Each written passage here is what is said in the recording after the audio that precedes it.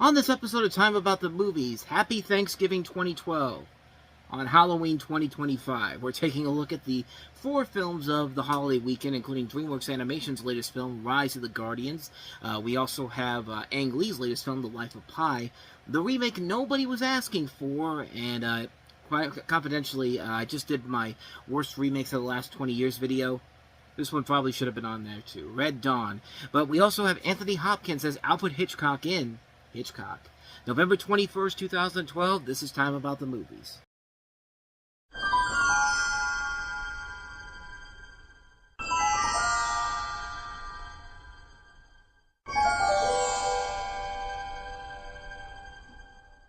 Animation invites you to discover the secret of the greatest legends on Earth. Santa Claus. The Easter Bunny? The Tooth Fairy. Surprise! Sandman. You know each other? He's still awake. Knock him out.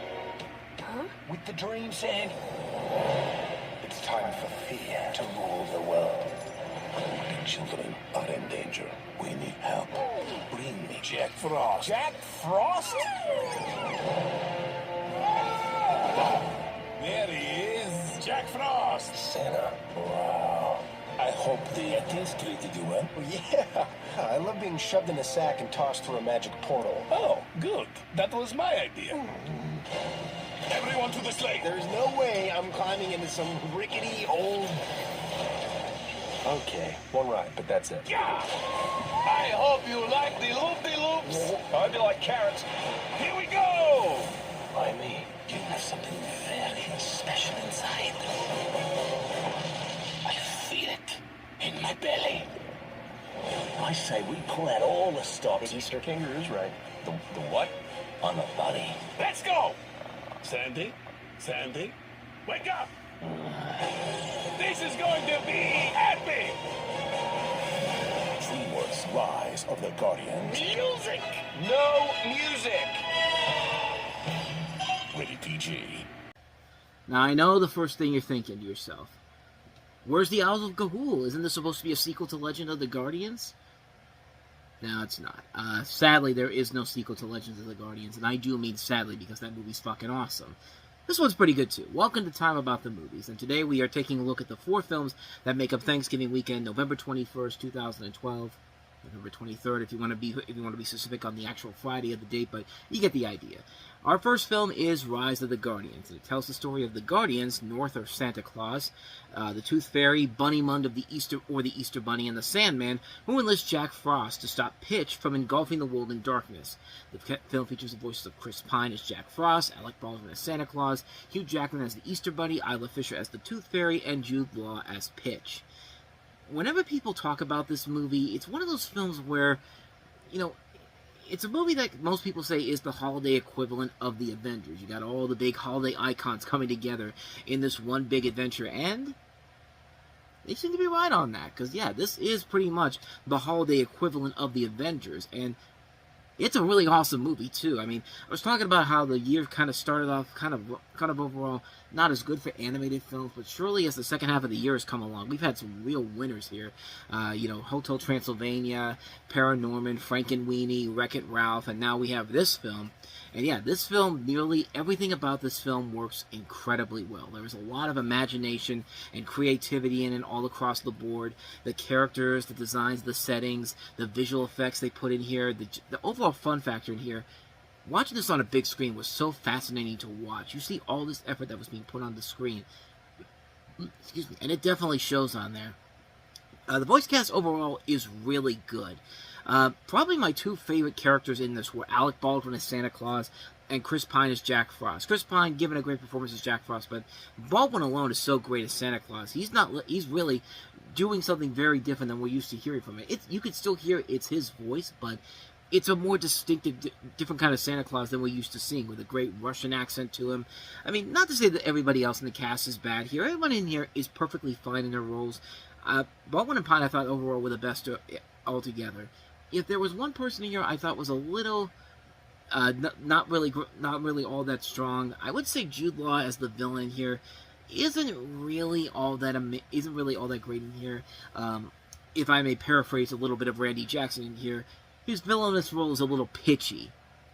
I apologize for that, but what other opportunity am I going to do it with a character named Pitch, honestly? But I mean, the story overall is very good. It has a lot of heart to it. I love the way, while I'll talk about, I mean, the pre-climax overall does take a lot from other movies in general, but it works very well. I do like the backstory they give to Jack Frost. I mean, he's basically given these powers because he was trying to save somebody he knows, and he falls through the ice, and essentially that's how he got his powers and all that. And if there's any major flaw I have with the movie, it's what I said before. There is a lot of predictability in the pre-climax. A lot of what happens is stuff we've seen happen in other kids' movies. The bad guy's going to lie to the main character to be on his side. The main character's going to fall out with the rest of the good guys before he discovers his true purpose. And, the main character's going to learn his true purpose and use what he's learned in the final climax. And sure enough, that's what happens in this film, in this moment before the climax, which we've seen it done before time and time again. And yeah, this one, they do it in here, and it's not really all that great, but the climax overall is very fun. I like the fact that it's not just the Guardians facing off the bad guys. They actually get the kids involved, and it does lead to a really good payoff at the end, and a pretty dark way for the villain to go out on here. I like the way they took that character out. I mean, I thought that was actually very well done. But yeah, this is definitely one of the best animated movies of the year, easily. And a very underrated holiday classic, honestly. Nobody really ever talks about this movie anymore. You barely see it on TV anymore. And it's hard to believe, because this is something that could have easily been playing all year long on TV. Not just at Christmas time, but, Valentine's Day as well, Easter, all these different elements here. Maybe not Valentine's Day, but you get the idea. This is a movie that could have easily been playing on TV numerous times during the holiday season. It did for a little bit after it came out, and then it's kind of faded out of obscurity. And honestly, nobody really ever talks about it anymore. And it's a bummer, because it's a really, really good movie. That one of DreamWorks' more underrated films. I highly recommend checking this one out. If you haven't seen it, seek this one out. It's definitely one that you have to see. Rise of the Guardians is a terrific, terrific film. So with all that said, let's go ahead and move on to our next movie that we have here, and it's another movie that has a lot to it that I actually do really like, and that is Life of Pi. This is an astounding story of courage and endurance, unparalleled in the history of shipwrecks. No! Go away! This next part of the story you may find hard to believe. Based on the beloved bestseller, Two Unlikely Castaways. You have to trust me. One incredible journey home. When I was beyond all hope, I knew he was watching.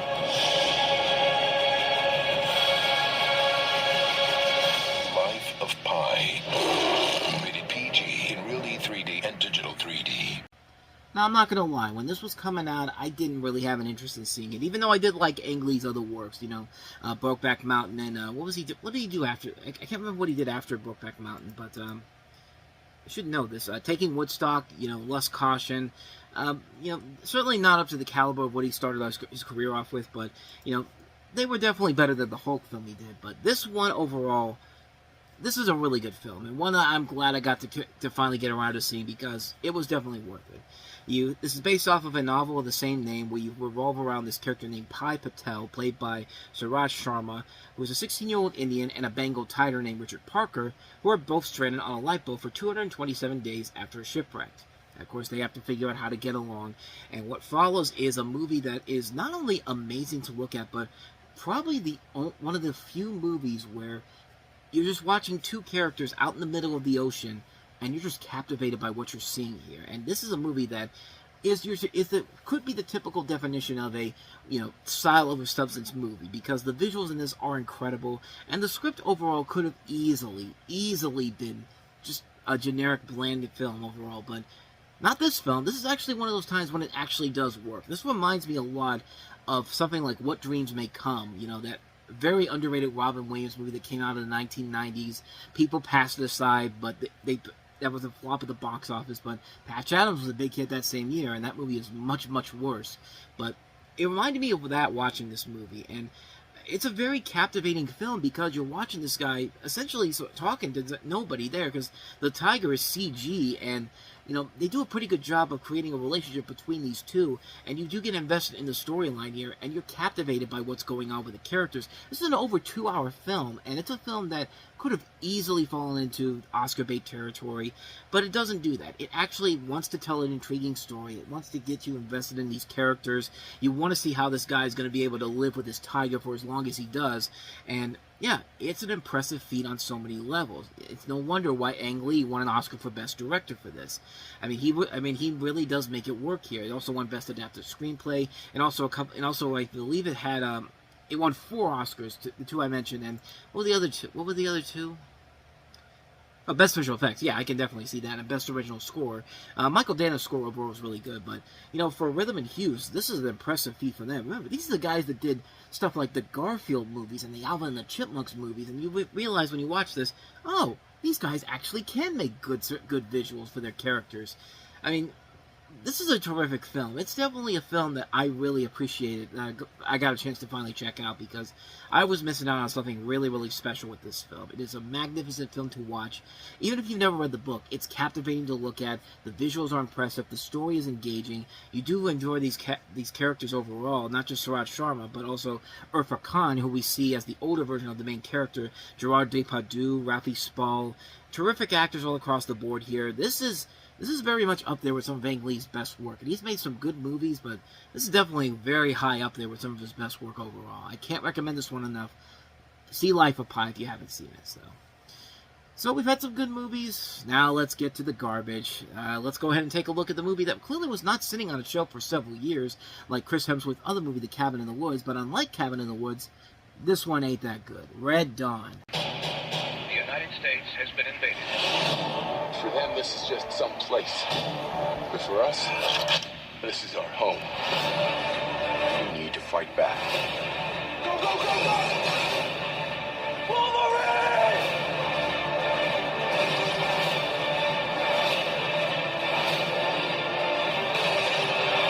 They mess with the wrong family. Red Dawn. Rated PG-13. Oh, don't even try to bring in the family aspect here, like Vin Diesel's Fast and Furious thing with family is going to be a trend. Like, no, don't even try to do it with this movie, Chris. Just go back to being Thor already, or go back to being in much better movies that were sitting on a shelf in MGM. Because as I said, Cabin in the Woods sat on a shelf for several years. And sure enough, this was another movie that was sitting on a shelf for several years. Guess how long ago they shot this film? September 2009. It was originally supposed to come out in 2010. First of September, then they pushed it back to November, and then MGM went through a financial crisis and essentially sat on a shelf for several years before Film District eventually took it over, and only a couple years after they went bankrupt as well. So this is, of course, a remake of the 1984 classic, which starred Patrick Swayze, Charlie Sheen, and Leah Thompson in it, where this time around you have a group of young people who defend their hometown from a North Korean invasion. In the original, it was Chinese. It was the Chinese army, but they basically changed the invading army and antagonist from Chinese to North Korean in order to maintain access to the Chinese box office.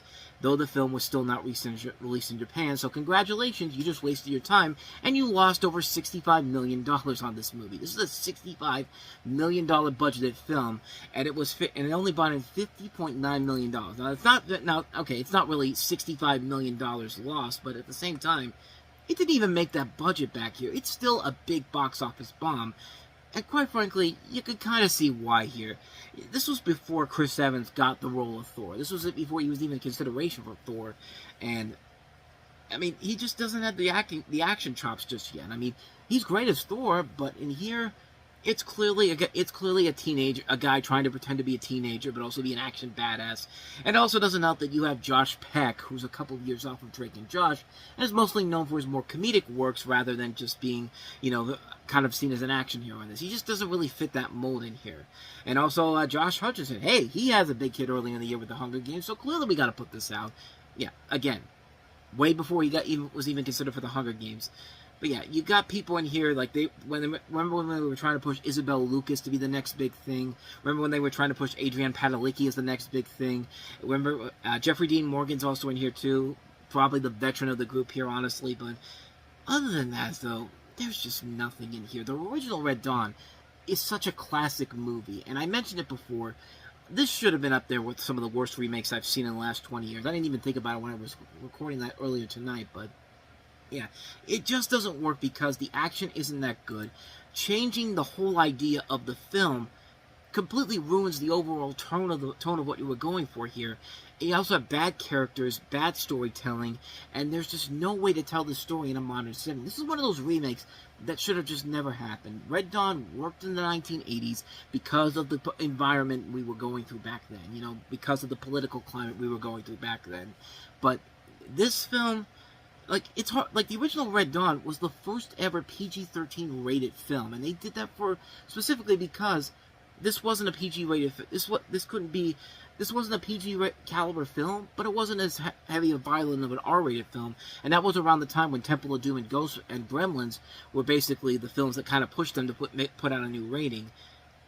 But this film really feels like an insult to the original film. Like, this feels like a film that would have been PG if this exact film was made back in 1984. They wouldn't even have had to worry about, you know, making the original film because of how hammy this is.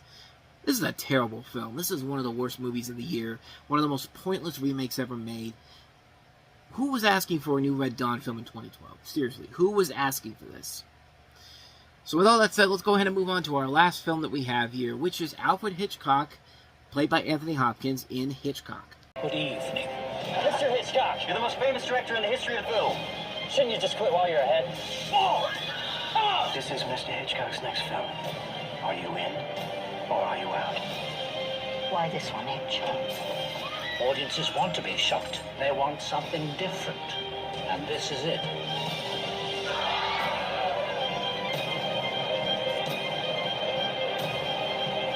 Hitchcock in cinemas now. Yeah, Anthony Hopkins is great in the movie, but the movie itself isn't that great. I'm sorry to tell you this, but this is Hitchcock, based off of the book Alfred Hitchcock and the Making of Psycho, and as that title indicates, it charts the relationship between Alfred Hitchcock and his wife Alma Revel, played by Helen Mirren, during the filming of Psycho in 1959. You also have characters played by Scarlett Johansson, Toni Collette, Danny Houston, Jessica Biel, James Darcy, Michael Wincott.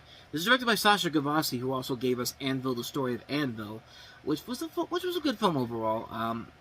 This film's overall biggest problem is simply the fact that, I mean, it's Anthony Hopkins giving a really good performance that's really elevating the film to another echelon, but the film itself just isn't as strong because it's your typical safe and marketable biopic. It's a biopic that doesn't want to take any too big chances, and for a company like Searchlight Pictures, Fox Searchlight Pictures, who was well known for taking chances with their films, like, this is weak, man. This is a film that could have easily been released by Fox of all companies. But it also didn't help that there was a biopic that came out called The Girl, which was released a month earlier and detailed Hitchcock making The Birds and Marnie. And that film works because it's on HBO. They have wide range to do whatever the hell they want to.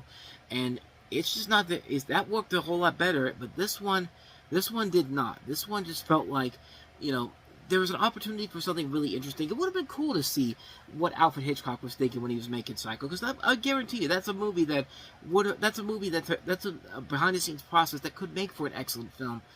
It's just not in here with this movie, unfortunately. Despite the best efforts of everybody involved in it, it just doesn't work because it's trying way too hard to be marketable and trying also to be an Oscar contender too, and you can't really have it both ways. You gotta pick a side and just stick with it, and sadly, it can't figure out which direction it wants to go with here. It's a major letdown. Anthony Hopkins really is the best thing about the film. So is Helen Mirren, but the casting overall is really good, but they're just not given the best script to work with here. I think a better script writer that would have been given more free range to do whatever they wanted to do to make the story feel like something that should be seen on the big screen.